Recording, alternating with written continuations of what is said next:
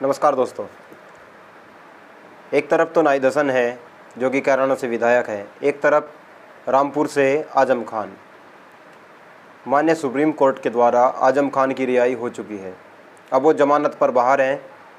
लेकिन कैराना से जाने माने विधायक और जिसके लिए राष्ट्रीय स्वयंसेवक संघ ने पूरी ताकत लगाई, जिस कैराना को जिताने के लिए भारतीय जनता पार्टी ने अपने दिग्गजों को मैदान में उतारा और वहाँ मुंह की खानी पड़ी भारतीय जनता पार्टी को, वहाँ से जो विधायक है नाहिद हसन वो अभी भी जेल में है। उनकी जो सुनवाई है वो इस बार भी नहीं हो पाई। लगातार तारीख पे तारीख उनको मिल रही है और अभी भी वो जेल के अंदर ही है। दरअसल उनके जेल के जाने के पीछे का जो कारण है वो है गरीबों की लड़ाई लड़ना।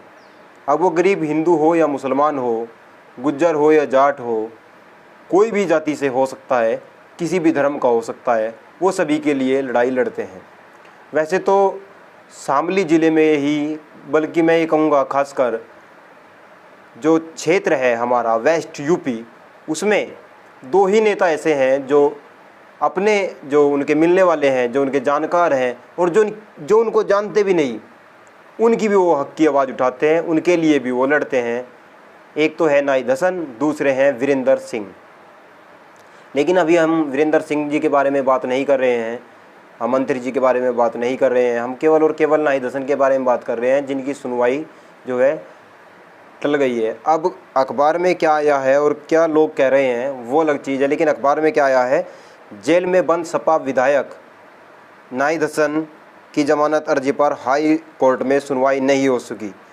कैराना पुलिस ने गैंगस्टर एक्ट के तहत मामले में जो नाहिद हसन पार्टी समाजवादी पार्टी से नाहिद हसन 15 जनवरी को गिरफ्तार कर लिया था और विधायक की जमानत अर्जी को निचली अदालत ने खारिज कर दिया था।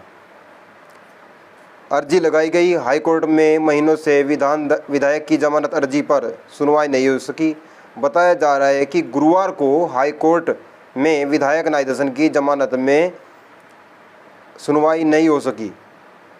हालांकि गैंगस्टर मामले में जमानत अर्जी पर सुनवाई स्पष्ट नहीं है। अब इसके पीछे का क्या कारण है? क्या कारण है कि नाहिद हसन जेल में है और क्या कारण है कि उन्हें जमानत नहीं मिल रही है?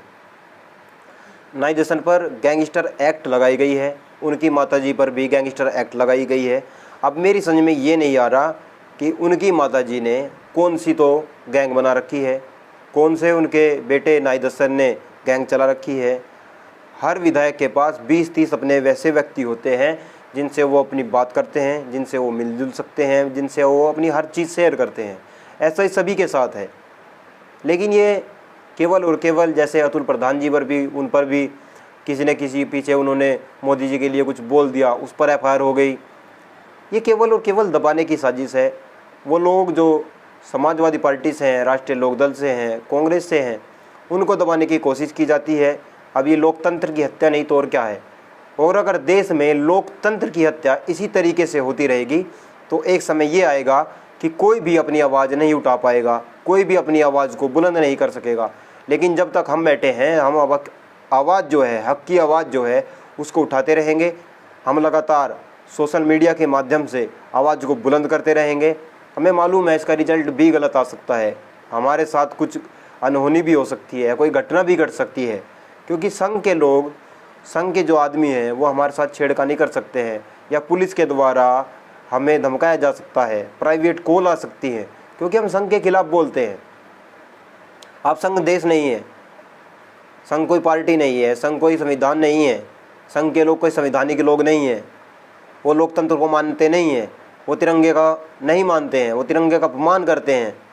अभी भी उन्होंने अब आकर बड़ी मुश्किल से उनका जो कार्यालय है नागपुर में, उस पर तिरंगा फहराया, लेकिन आज तक वो भगवा फहराते रहे।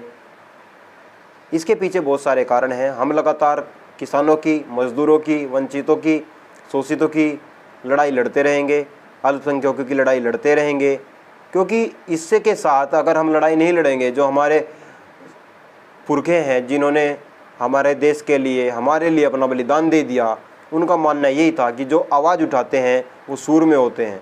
और हमें खुद पर गर्व है कि हम अपने भाइयों की, अपनी बहनों की आवाज़ उठाते हैं और इस आवाज़ को देश दुनिया में पहुंचाने की कोशिश करते हैं। अगर आप भी हमारे चैनल पर नए हैं तो चैनल को सब्सक्राइब करें, यूट्यूब पर जाएं, फेसबुक पेज को फॉलो करें। अभी हमें इस तरह की कोई और जानकारी नहीं मिली है विधायक जी के बारे में जो आपके साथ साझा कर सकें। अभी एक बार की में एक प्रिंट आया था कि इस तरह की बात है, तो हमने सोचा बहुत सारे लोग ऐसे होते हैं जो पढ़ नहीं पाते, तो वीडियो के माध्यम से सुनने की कोशिश करते हैं, जिससे लगता है कि हमने अपनी आवाज़ को बुलंद किया है और आप तक भेजने का कार्य किया है। अभी तक भी उनकी जो बहन है इकरासन, हमारी उनसे बात नहीं हो पाई है। जैसे ही वो लखनऊ से आती हैं हम कोशिश करेंगे उनसे बातचीत की जाए कि आगे क्या होगा और आगे की रणनीति क्या है, क्योंकि लोकसभा चुनाव भी नज़दीक है। और क्या समाजवादी पार्टी इकरा हसन को टिकट देगी? और इकरा हसन जीत का जो मंत्र उन्होंने कैराना में पढ़ा और जिसके कारण वो कैराना में जीती, जिस तरह की सी कैंपेनिंग उन्होंने की, क्या लोकसभा में इस तरह की कैंपेनिंग कर पाएंगी?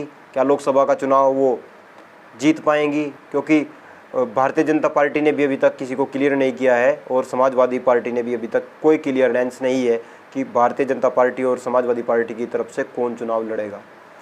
सभी से यही लगा रहता है, निवेदन यही है कि आप वीडियो को शेयर करें, ज़्यादा से ज़्यादा पहुंचाने का कष्ट करें। जितना ज़्यादा लोगों के पास जाएगी उतनी हमें मजबूत